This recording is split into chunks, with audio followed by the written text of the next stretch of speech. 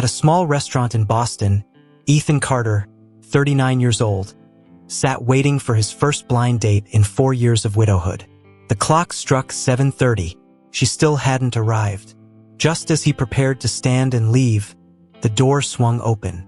A young woman stepped inside, her hair slightly disheveled, cradling a sleeping little girl in her arms.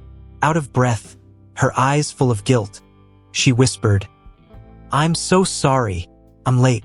My daughter had a fever. I couldn't find anyone to watch her."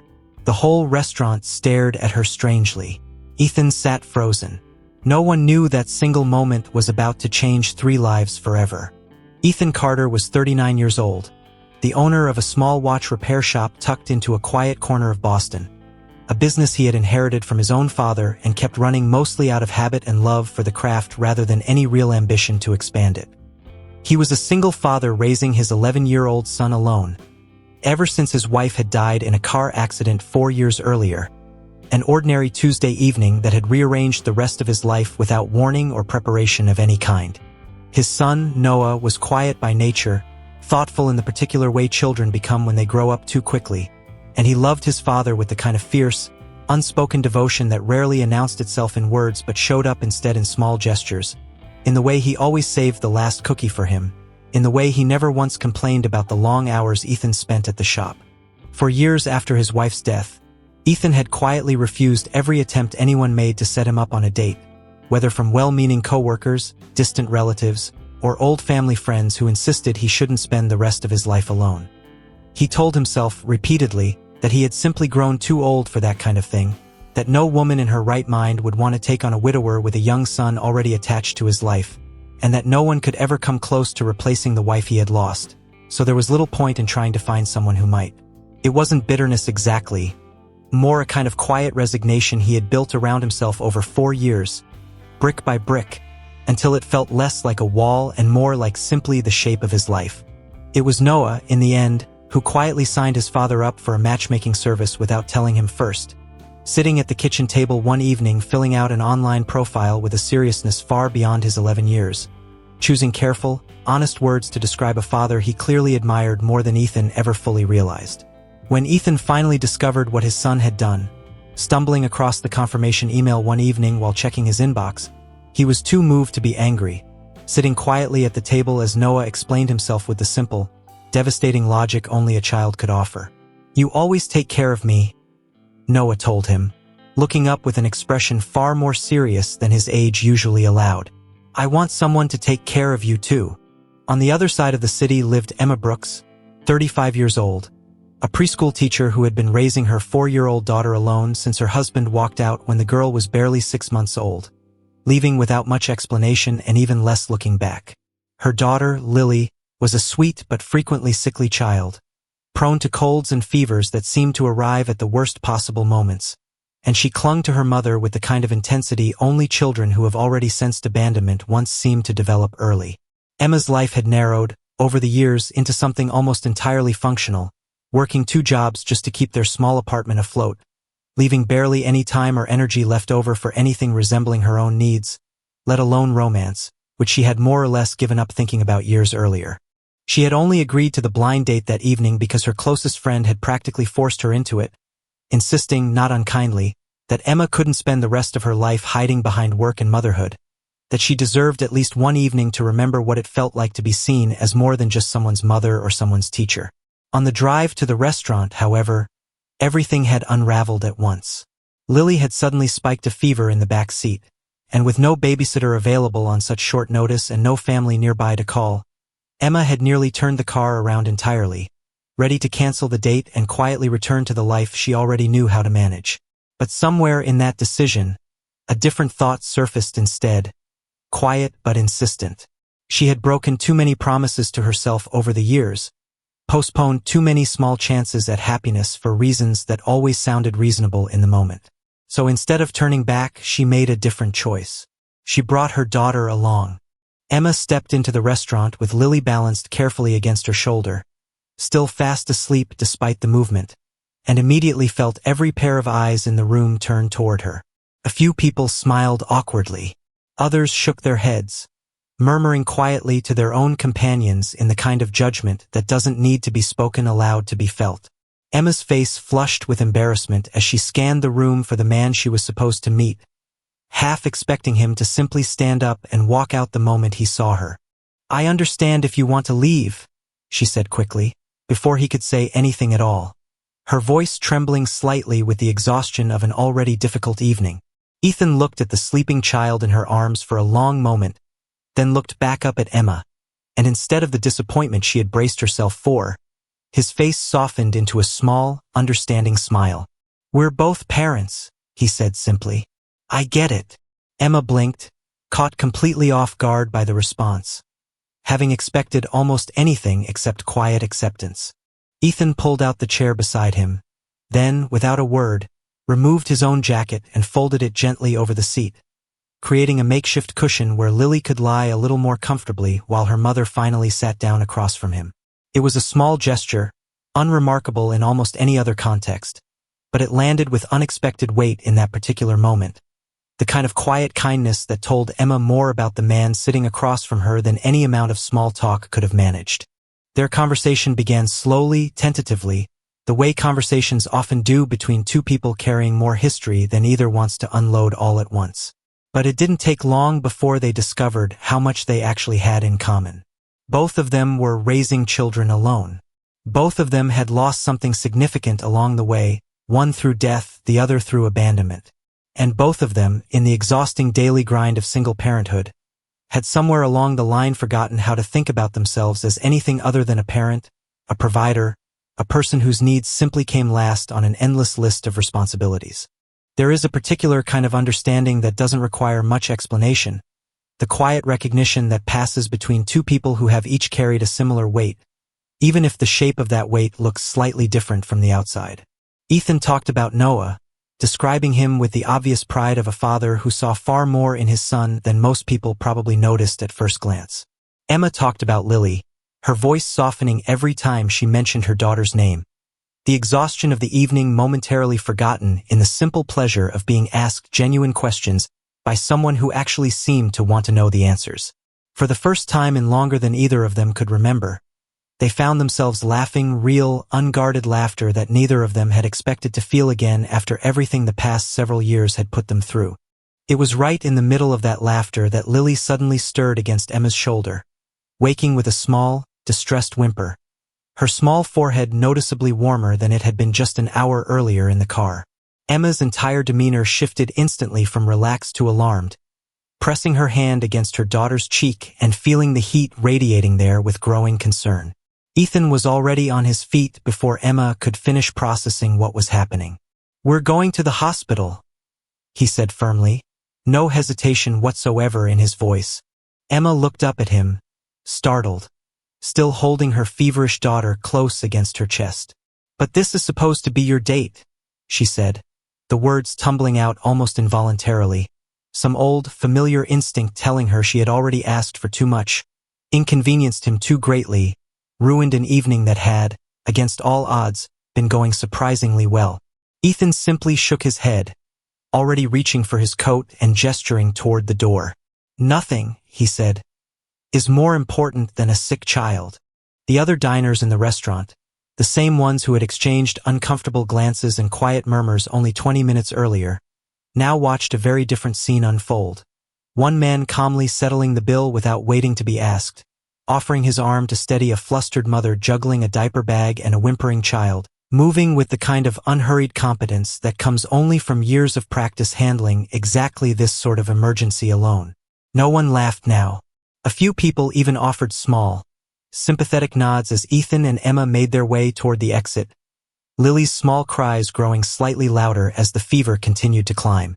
Outside, the cold Boston air hit them both at once, and Ethan guided Emma toward his car without a moment's hesitation, opening the back door and helping her settle Lily into the seat as gently as he could manage.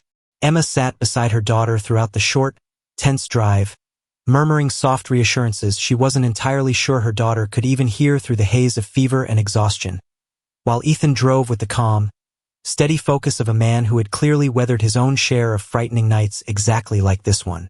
Neither of them spoke much during the drive, the earlier ease of their dinner conversation replaced now by the tense, focused quiet that settles over people bracing themselves for whatever waits at the end of an emergency room hallway. But even in that silence, something had already shifted between them, some quiet understanding neither one felt the need to name out loud just yet. The recognition that whatever this evening had turned into, it was no longer simply a blind date gone wrong. It had become something neither of them fully understood yet, but both were already, in their own cautious ways, beginning to trust. At the hospital, the doctor examined Lily quickly and delivered the news with practiced calm. She had a mild case of pneumonia, nothing life-threatening, but serious enough to require overnight monitoring just to be safe. Emma sat down heavily in a plastic chair in the hallway outside the small treatment room, the adrenaline of the past hour finally draining out of her all at once, replaced by an exhaustion so complete it felt almost physical.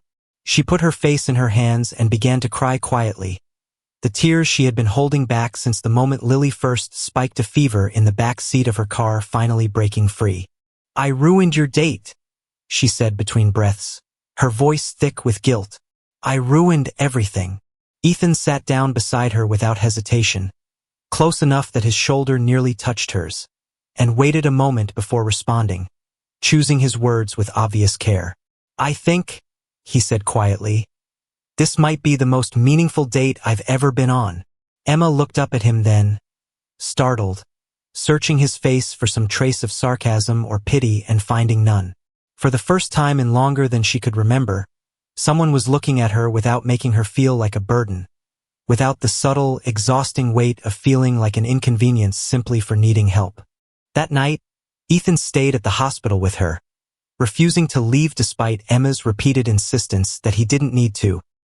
He walked down to the hospital cafeteria and brought back food for both of them, packets of crackers and lukewarm coffee that tasted better than either of them expected under the circumstances, and later found a spare blanket from a nurse's station to drape gently over Emma's shoulders when the hallway grew cold in the early hours of the morning.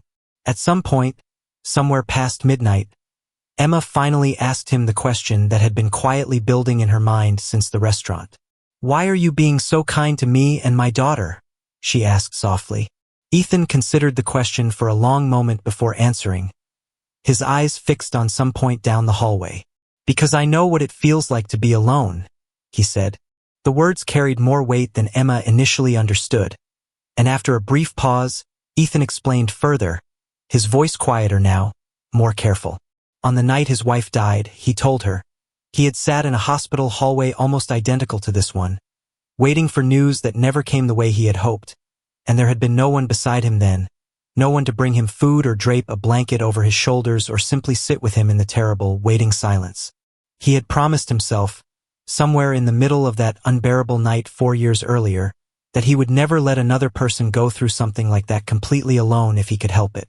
Emma's tears returned at that, quieter this time, but somehow deeper, moved not just by sympathy but by the recognition of exactly how much his kindness that night had actually cost him to offer, reopening a wound he rarely let anyone see. There is a particular kind of healing that has very little to do with romance or grand declarations, the kind that happens quietly, almost accidentally, in hospital hallways and shared silences between two people who simply understand, without needing lengthy explanations, exactly what the other person has already survived. Sometimes what mends a broken heart isn't love in the way movies typically portray it, but something quieter and more foundational than that. Simply being understood, seen clearly by someone who has weathered a similar storm and knows precisely which kind of comfort actually helps and which kind only makes the loneliness worse. The next morning, Noah arrived at the hospital carrying a handmade get-well card. He had spent the previous evening carefully coloring at the kitchen table, once his father explained where he had gone and why. He met Lily for the first time that morning, and despite the age gap between them and the strangeness of meeting inside a hospital room, the two children took to each other almost instantly, the easy, uncomplicated way children often do when adults are still busy overthinking everything. Noah reached into his backpack and pulled out a small stuffed bear, pressing it gently into Lily's hands. "When you're sick," he told her seriously, "hugging this makes it less scary." Lily clutched the bear immediately, holding it against her chest the way children hold onto things that make them feel safe. Emma watched the two children together from the doorway, tears sliding silently down her cheeks again. though this time they carried none of the exhaustion or fear from the night before, only something warmer, something that felt, for the first time in longer than she could remember, dangerously close to hope. She glanced sideways at Ethan, who was watching the same scene with a small, quiet smile of his own, and something passed between the two of them in that shared glance, unspoken but unmistakable. The sense that whatever had begun the night before in that restaurant had only just started to reveal how far it might actually go. Before he left the hospital that morning to open his shop, Ethan lingered a moment longer than necessary near the doorway, watching Emma smooth Lily's hair back from her forehead with the practiced tenderness of a mother who had done this 1,000 times before, alone, with no one to share the weight of those long, frightening nights. He thought about how easily their entire evening could have gone differently, how many other people might have simply turned and walked out the moment they saw a crying child in a stranger's arms, and how strange it felt that the very thing meant to ruin his first date in 4 years had instead become the reason he suddenly felt more certain about something than he had in longer than he could remember. Emma, for her part, spent much of that morning quietly replaying the previous night in her mind, still slightly disbelieving that a man she had met only hours earlier had chosen, without a moment's hesitation, to abandon an entire evening for her daughter's sake, asking for nothing in return, not even the promise of a second date. She had spent so many years bracing herself for disappointment, expecting the people around her to eventually tire of the complications that came bundled with a small, frequently sick child, that she barely knew how to process someone leaning in instead of pulling away. It left her unsettled in a way she couldn't quite name yet, not fear exactly, but something close to it, the particular vulnerability of allowing herself to hope again after telling herself for years that hope simply wasn't practical anymore. In the weeks that followed that first strange, unforgettable night, the two families began spending more and more time together, first cautiously, then with growing ease, the kind that builds naturally between people who no longer feel the need to perform for one another. Noah took it upon himself to teach Lily how to draw, sitting patiently beside her at the kitchen table while she scribbled uneven flowers and lopsided suns across page after page of scrap paper, and in return, Lily's easy laughter and constant chatter seemed to draw Noah out of the quiet shell he had carried since his mother's death, coaxing more smiles out of him than Ethan had seen in years. Between Ethan and Emma, something slower and more careful was unfolding, the tentative, deliberate opening of two people who had each spent years convincing themselves they were simply too damaged, too complicated, or too burdened with responsibility to be genuinely loved by anyone new. One evening, sitting together on Emma's small back porch while the kids played inside, Emma finally admitted something she had never said aloud to anyone before. "I always assumed no one would want a woman with a child already attached to her life," she said quietly, staring out at the darkening yard rather than at him. Ethan laughed softly at that, a low, tired sound that carried more recognition than amusement. "I used to think the same thing," he admitted, "that no one would want a man carrying as many wounds as I have." Both of them laughed together then, a little sadly, a little in disbelief at how similar their private fears had turned out to be, two people who had spent years assuming they were uniquely unlovable for reasons that, once spoken aloud, sounded almost identical. There is a particular kind of truth buried inside that shared laughter, one that so many people carry silently for years without ever testing it against reality. The belief that we are each too broken to be loved properly, too complicated, too weighed down by past mistakes or past losses to be worth someone else's effort. And yet, more often than either of them expected, it is precisely those wounds, the ones we spend so much energy hiding or apologizing for, that end up leading us toward the very people capable of understanding us most completely, people who recognize the shape of our scars because they are quietly carrying similar ones themselves. One evening not long after that conversation, Lily tugged on Ethan's sleeve while he was helping clear the dinner table, looking up at him with the kind of open, uncomplicated hope only small children seem capable of. "Uncle Ethan?" she asked, using the name she had started calling him weeks earlier without anyone officially deciding it should stick. "Will you come to my birthday party?" Ethan glanced over at Emma, who was watching the exchange from across the kitchen with an expression somewhere between amusement and quiet tenderness, and then looked back down at Lily with an easy, certain smile.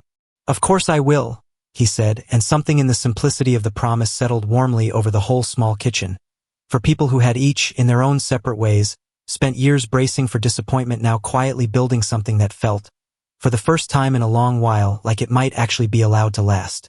Later that night, after both children had finally been coaxed into bed, Emma walked Ethan to his car, the two of them lingering a while longer in the cool evening air, neither quite ready to end the conversation. "I keep waiting for something to go wrong," Emma admitted quietly, half laughing at herself even as she said it. "It's hard to believe good things are allowed to just stay." Ethan nodded, understanding the sentiment completely, having spent plenty of his own sleepless nights bracing for the same kind of disappointment. "Maybe," he said, "we just have to let it stay this time and see." Emma smiled at that, a small, hopeful smile, and for a moment neither of them said anything else at all, simply standing together in the quiet dark. Two people who had each nearly given up on this exact kind of ordinary happiness finally allowing themselves to believe it might be real. 6 months later, on the afternoon of Lily's 5th birthday, the small apartment filled with the sound of laughter and off-key singing, as four people who had once each felt entirely alone in the world gathered together in the same warm, cluttered kitchen. There was nothing extravagant about the celebration. No elaborate decorations or expensive party favors, just a homemade cake slightly lopsided on one side, a few mismatched balloons taped unevenly to the walls, and the easy, unforced joy of people who had genuinely grown to love being in each other's company. When it came time to blow out the candles, Lily closed her eyes tightly, the way children do when they take a wish seriously, and after a long, deliberate pause, she made her wish out loud instead of keeping it silent the way most children do. "I wish," she said, "that we could always be a family." The room went completely still for a moment, the only sound the soft flicker of candlelight before someone finally blew it out. Emma's eyes filled with tears almost instantly, the kind of tears that come from being caught off guard by a truth spoken plainly by someone too young to know better than to say exactly what they're feeling. Ethan reached over without a word and took her hand, holding it gently under the table where the children couldn't quite see, though Noah, watching the whole scene unfold with his usual quiet attentiveness, noticed anyway and smiled to himself. "I think that wish might actually come true," he said, matter-of-fact in the way only an 11-year-old delivering profound news can manage, and something about the simple confidence in his voice made both adults laugh through their tears. Later that evening, after the cake had been eaten and the balloons had mostly deflated, the four of them gathered together for a photograph, crowding close in the small kitchen doorway while Emma's phone balanced precariously on a stack of books to catch them all in frame. It was, remarkably, the first photograph in years that any of them had taken where every single person in it was smiling completely genuinely, without the practiced effort so many photographs require, without the quiet grief or exhaustion that had shaped so many of their previous years together and apart. Looking at that photograph afterward, tucked eventually into a frame on Emma's living room shelf, it became something neither of them had expected to find again after everything they had each individually lost, proof, however small and ordinary, that a broken family and a broken family can sometimes find their way toward becoming one whole one, not because either of them arrived perfect or unscarred, but because two people willing to show up honestly for each other, wounds and all, can build something steadier than either of them ever managed to build alone. Ethan often thought back, in the months that followed, to that first strange, humiliating moment in the restaurant, the murmurs and quiet judgment that had filled the room when Emma walked in carrying a sleeping child instead of arriving alone, poised and unencumbered the way a proper first date was supposed to look. He thought about how easily he could have simply stood up, offered a polite excuse, and gone home to spend another quiet evening alone with Noah, filing the whole night away as one more failed attempt at moving forward. Instead, that single, imperfect, unplanned evening had somehow become the beginning of everything that followed: the fever, the hospital hallway, the stuffed bear pressed into a frightened little girl's hands, all of it quietly stitching two broken families back together into something neither of them had believed they still had the right to hope for. Do you believe the people who have been hurt the deepest are often the ones who know best how to love? Have you ever thought it was too late to start over? And if someone walked into your life today carrying both their wounds and their responsibilities, would you have the courage to open your heart again? Life doesn't always give us a perfect family, but sometimes it gives us the chance to meet imperfect people so that together we can heal. And sometimes, an apology for being late is exactly where a miracle begins. If this story touched your heart, hit subscribe to stay with us for more meaningful stories. Leave a comment below. Every miracle begins with kindness. Or tell us, do you believe we always get a second chance to love and be loved?